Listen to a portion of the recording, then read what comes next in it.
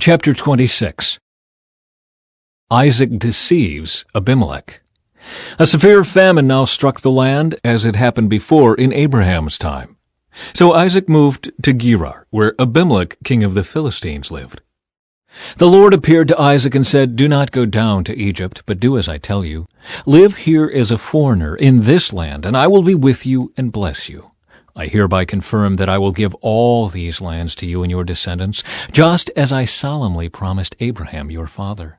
I will cause your descendants to become as numerous as the stars of the sky, and I will give them all these lands. And through your descendants all the nations of the earth will be blessed. I will do this because Abraham listened to me and obeyed all my requirements, commands, decrees, and instructions." So Isaac stayed in Gerar. When the men who lived there asked Isaac about his wife, Rebekah, he said, "She is my sister." He was afraid to say, "She is my wife." He thought, "They will kill me to get her, because she is so beautiful." But some time later, Abimelech, king of the Philistines, looked out his window and saw Isaac caressing Rebekah.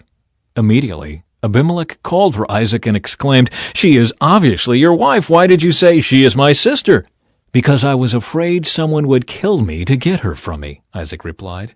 "How could you do this to us?" Abimelech exclaimed. "One of my people might easily have taken your wife and slept with her, and you would have made us guilty of great sin." Then Abimelech issued a public proclamation. "Anyone who touches this man or his wife will be put to death."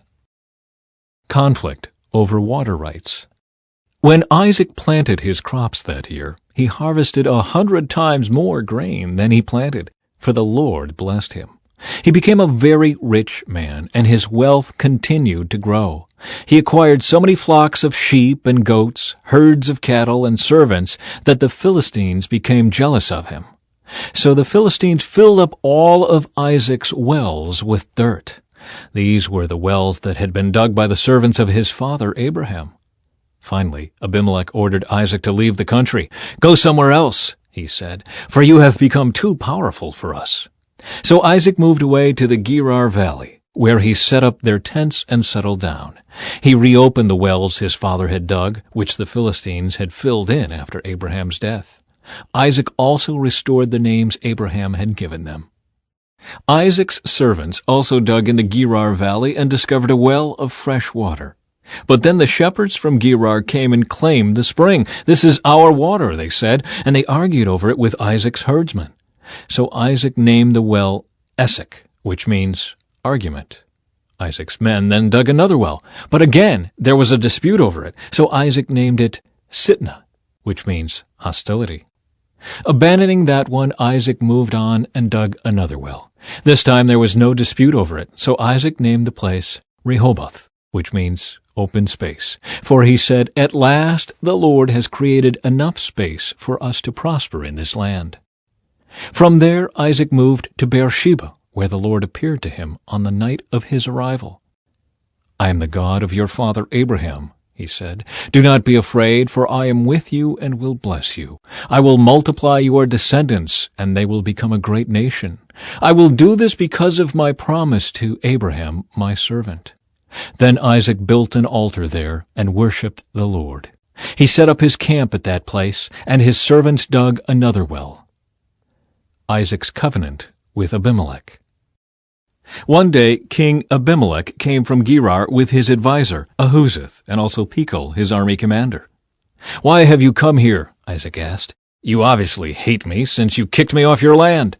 They replied, "We can plainly see that the Lord is with you. So we want to enter into a sworn treaty with you. Let's make a covenant. Swear that you will not harm us, just as we have never troubled you. We have always treated you well, and we sent you away from us in peace. And now look how the Lord has blessed you."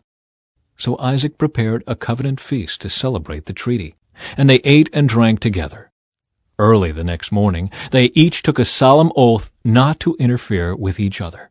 Then Isaac sent them home again, and they left him in peace. That very day Isaac's servants came and told him about a new well they had dug. "We've found water," they exclaimed. So Isaac named the well Shibah, which means oath. And to this day the town that grew up there is called Beersheba, which means well of the oath. At the age of 40, Esau married 2 Hittite wives, Judith, the daughter of Berai, and Basemath, the daughter of Elon. But Esau's wives made life miserable for Isaac and Rebekah. Thank you for joining us on this Bible journey today. If this reading blessed you, please like this video to support our mission, subscribe to continue walking through the Bible with us, and share it with someone who needs God's Word in their life. Together, let's grow in faith, one day at a time. See you in the next reading.